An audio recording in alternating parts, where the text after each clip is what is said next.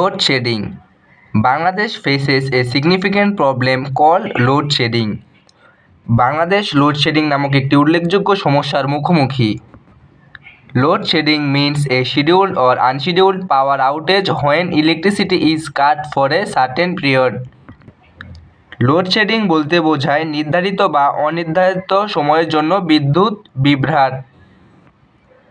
It has become a serious issue in many developing countries.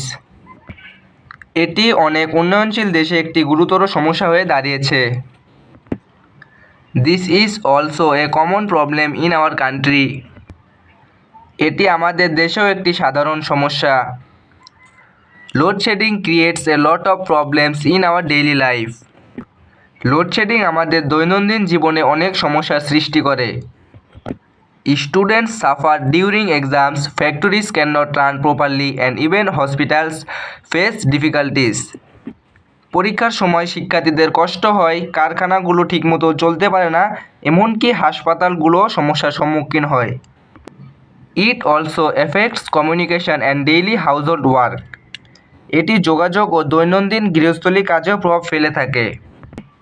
Load shedding also increases the uses of generators, which causes noise and air pollution.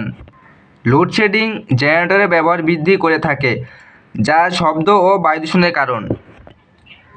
To overcome this problem, the government should take steps to produce more electricity and use alternative sources like solar and wind power.